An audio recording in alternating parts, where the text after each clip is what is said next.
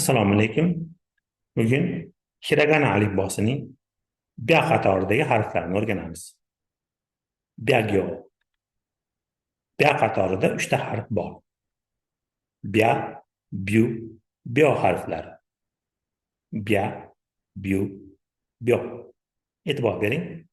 Bu harflar bi harfi bilan kichkina ya, yu, yo harflaridan tashkil topgan.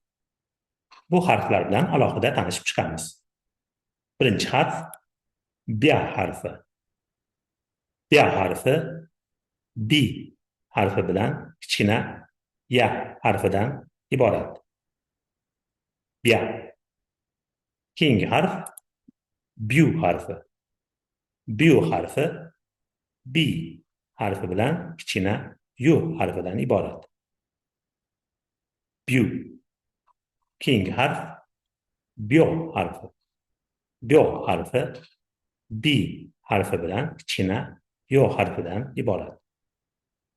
Byo. Endi shu harflar ishtirok etgan so'zlar bilan mashq qilamiz. Bu so'z nima deb o'qiladi? Byodo. Byodo. Tenglik. Sambyaku. Sambyaku. 300. Byoin. Byoin. Больница. Shu bilan bugungi darsimiz nihoyasiga yetdi. E'tiboringiz uchun rahmat.